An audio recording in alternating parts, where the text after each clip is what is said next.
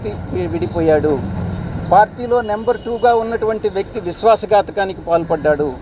పార్టీలో నెంబర్ 2గా ఉన్నటువంటి వ్యక్తి జగన్మోహన్ రెడ్డి గారిని మోసం చేసి వెళ్ళిపోయాడు అని పదే పదే చాలా న్యూస్ ఛానల్స్లో మా వాళ్లే కొన్ని రాయిస్తూ ఉన్నారు, మీరు కొన్ని రాస్తూ ఉన్నారు.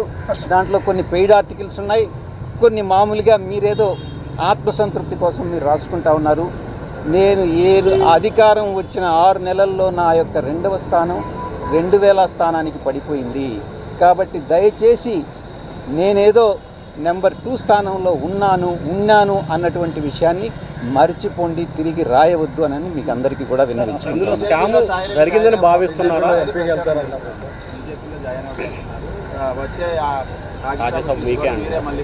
ఇంకోటి కూడా, మా ఏ సాక్షి అయితే నేను ఛానల్ పెట్టానో మొదటి నుంచి కంపెనీ ఇన్కార్పొరేషన్ నుంచి లాంచ్ వరకు నేను చూశానో అదే సాక్షిలో ఎవరో ఒక అతను చెప్తా ఉన్నాడు, ఆ ముసలివాడు వ్యవసాయం చేసుకుంటానన్నాడు, వీడికి ఈ రాజకీయాలన్నీ ఎందుకు అని ఏదో వ్యాఖ్యలు చేశాడు. కేఎస్ఆర్ లైవ్ షో అనుకుంటా. నేను రాజీనామా చేసిన రోజున, సిఐడి వాళ్ళు నన్ను పిలిచిన రోజున ఈ 2 సందర్భాల్లో మాత్రమే నేను బయట మాట్లాడింది.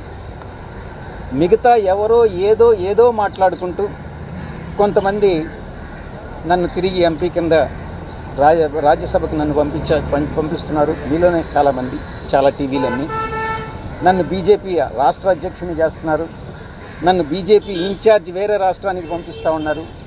మీరే ఏదేదో ఊహించుకుంటా ఉన్నారు. నాకు సంబంధించినంత వరకు నేను ఏ రోజు నాకు ఎంపీ స్థానం నేను అడగలే, తిరిగి రావాలని నేను అనుకోలే. నేను వ్యవసాయం అని అంటే వ్యంగ్యంగా ముసలోడు వ్యవసాయం చేసుకుంటానన్నాడు, మళ్ళీ ఈ రాజకీయాలు ఏంటి అని మీరే నేను రాజకీయాల్లో ఎంటర్ అయిపోయినట్టు రీఎంట్రీ అని ఈ రకంగా రకరకాలైనటువంటి వ్యంగ్యాస్త్రాలన్నీ కూడా సంధిస్తూ ఉన్నారు. ఇది తప్పు.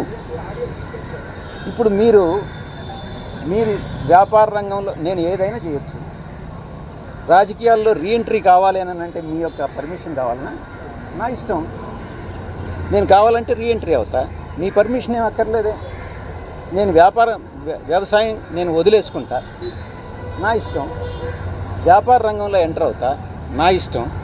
దానికి మీ పర్మిషన్ అవసరం లేదే, దానికి వ్యంగ్యాస్త్రాలు అవసరం లేదే, దానికి సాక్షి ఛానల్లో వ్యాఖ్యానాలు అవసరం లేదే. నా వరకు నేను చిత్తశుద్ధితో ఏదన్నా ఉంటే నేనే చెప్తా ఉన్నాను. నేను ఎంపీ పదవి తిరిగి ఆశించలేదు అని నేనే చెప్తున్నాను. అలాంటప్పుడు మీరు ఎలా రాస్తారు ఇవన్నీ? So thank you very much. Sir దీంట్లో స్కామ్ అసలు జరిగిందా జరగలేదా, అలాగే దీని వెనక ఒక